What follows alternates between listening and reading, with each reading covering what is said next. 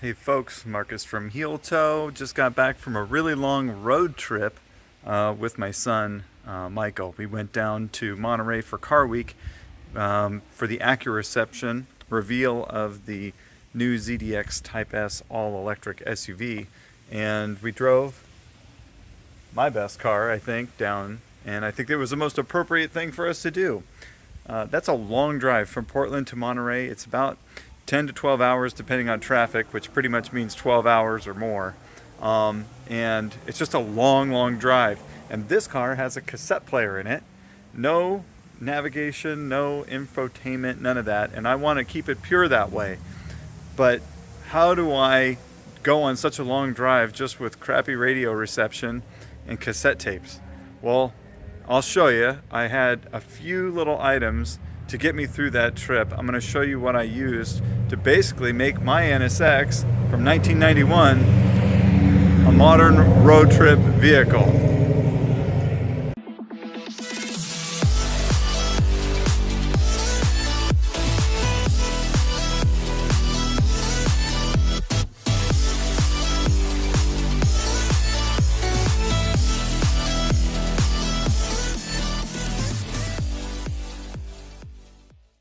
Alright, well first things first, I had to mount the phone, and I used the RAM mount here with the spring-loaded X-grip.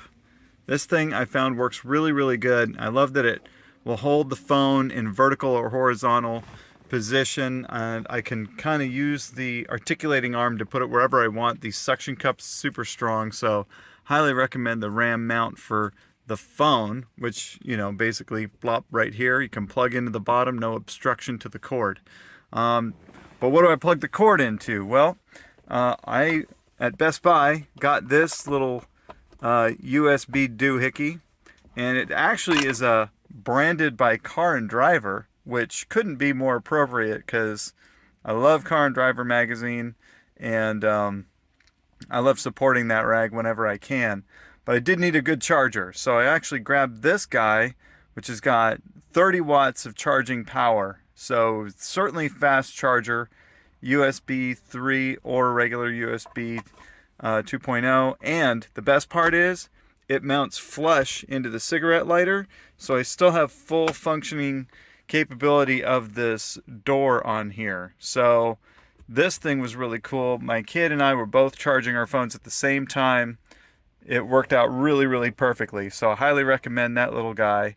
And then for the cassette, usually what you'll have is one of those cassette adapters with the cord coming off of it to plug into a 3.5mm port on your phone. But my Pixel 7 Pro doesn't have that. So what I did instead is I got this cassette adapter, which is actually a Bluetooth, right?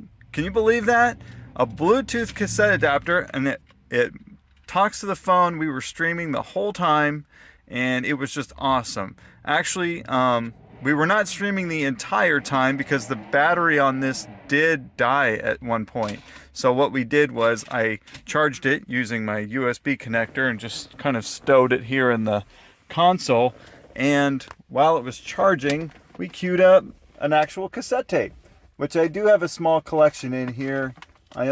Michael, my son, grabbed Soundgarden. So we did the A side, the B side of Soundgarden. By the time that was done, this bad boy was charged back up, and we were streaming again. Streaming Smoking Tire, Smartless Podcast, some Andy Frisella.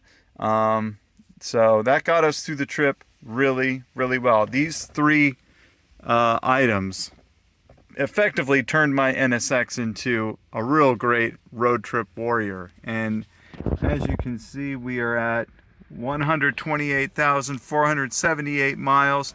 I put just over 2,000 miles on this car during that trip. So it was a real treat driving this thing, even though it was so long. So there you have it. That's how I got through my road trip with the NSX. I will say that as road trip cars go, this maybe wouldn't be the first one in the stable that you would think for comfort.